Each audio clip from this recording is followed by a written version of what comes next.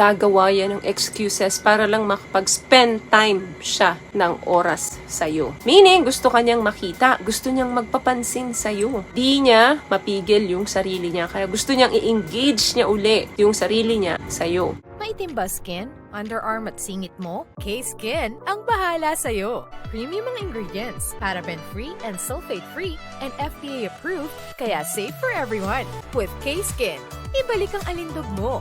Huwag nang magpahuli.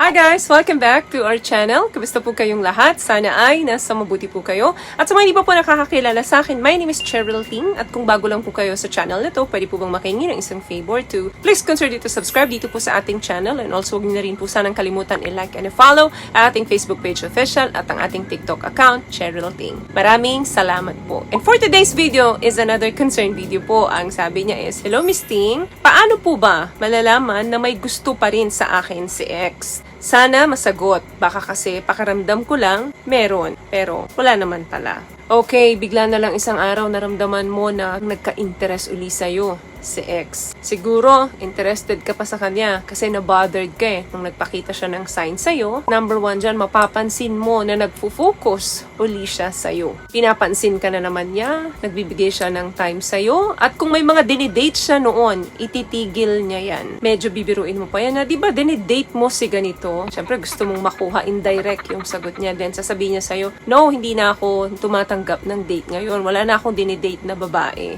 Yung mga pahapyaw na sagot niya na yon, sign na yon na nagkaka-interest uli siya sa'yo. Maybe, na-realize niya na ikaw pa rin yung the best kahit na nakikipag-date na siya kung kani-kaninong tao. Number 2, mapapansin mo na kapag nag-uusap kayo, madalas binabalik niya yung mga good old days ninyo noon. Dalasan, alam naman natin yan sa mga relasyon na natatapos nagkakahiwalay, nandyan yung hard and bitterness. Nga nila, di ba, there's no easy way to break somebody's heart. Kaya sa tuwing makikipaghiwalay tayo, may broken-hearted talaga. Pero, mapapansin mo sa kanya na itong ex mo na to, yung mga good old days ang madalas na gusto niyang pinag-uusapan nyo. Inaalala niya yung mga good things na pinagsamahan ninyo. Meaning, gusto niyang iparealize sa'yo na nandun pa rin yung hope at hindi ka pa rin niya nakakalimutan. So, sign yan na gusto niya ng round 2. Another thing, alam mo yung hot and cold, minsan ipupush ka niya ng ipupush, minsan naman ipupull niya yung sarili niya sa'yo. Meaning, gusto niyang maramdaman kung interest ka pa rin sa kanya. Hindi niya lang kasi sa'yo matanong yun kasi syempre ayaw niya rin ma-reject. So, ang gagawin niyan, push siya ng push na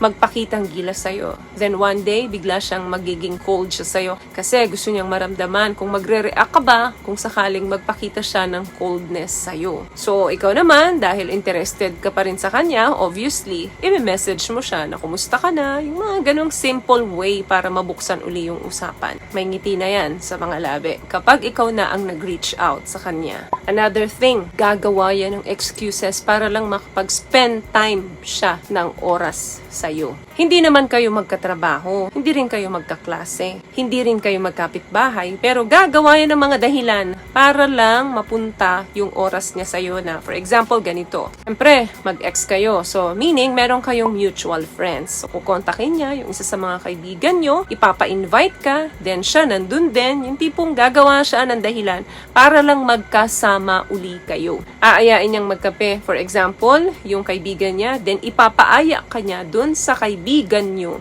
na pumunta dun sa place kung nasaan sila. Meaning, gusto kanyang makita, gusto niyang magpapansin sa'yo. Di niya mapigil yung sarili niya, kaya gusto niyang i-engage niya uli yung sarili niya sa'yo. Sasabihin niya sa'yo na coincidence lang, oh, nandito ka rin pala sa bahay ni kumare o ni kumpare. Nako, huwag kang maniniwala doon, excuse niya lang yun. Ang totoo doon, gusto ka lang niyang makita or makasama. What I love about this product, itong No More Dark Secret ng K-Skin, bukod sa may advanced whitening na siya na kung saan pwede niyang matulungan na pumuti yung mga singit-singit mo, moisturizing, meron siyang anti-irritation, antibacterial, maintain healthy pH level. Hindi lang pambabae, meron din po tayong pang-lalaki. Another thing, ini-improve niya yung sarili niya at ipinapaalam niya yun sa'yo. Dahil nga may mga interactions na kayong nagaganap, so mapapansin mo sa kanya na bakit medyo lumalaki na yung muscle niya o yung pagbabae naman ba, bakit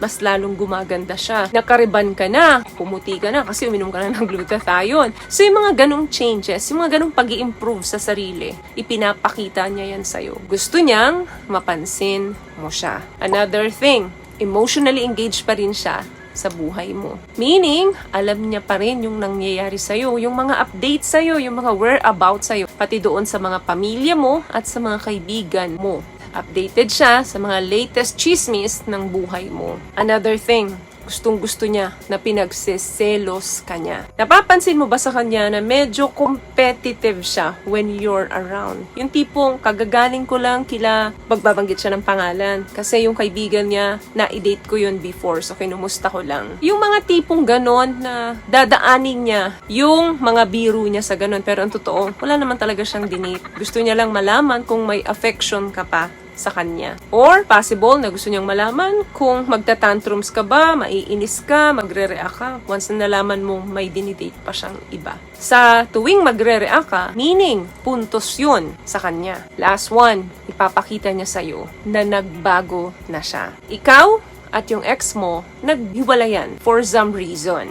And of course, wala nang chance na magkaayos kayo kung makikita mo pa sa kanya yung mga dahilan kung bakit kayo naghiwalay. Malamang, alam niya kung ano yung ayaw mo sa ugali niya. Ipapakita niya sa'yo na hindi na siya yung dating inayawan mo noon. Yung dating iniwan mo noon. Of course, nagkaroon na ng self-reflection yan. Kaya alam niya na kung ano yung do's and don'ts. Pag gusto talaga ng ex mo na reignite yung flame sa relationship ninyo, of course, papakita niya na nagbago na siya. For the better. Kung madalas nyo noon na pinag-aawayan dahil disorganized siya, iba na siya ngayon. Kung napapansin mo sa kanya noon na masyadong mataas ang temper niya, papakita niya sa'yo na medyo nabawasan niya na yun. Gusto niyang siguraduhin na ini-start niya na i-improve yung sarili niya para sa'yo. Dahil gusto niyang makipagbalikan sa'yo. Mararamdaman mo naman yan kapag mutual pa yung feelings ninyo sa isa't isa. Lalo na kung good friends pa rin kayo after breakup. Hindi ka pa taken at hindi pa rin siya taken, so malaki pa yung chance na magkaayos uli kayo. Since pareho naman kayong nasa same page. Same pa rin yung respect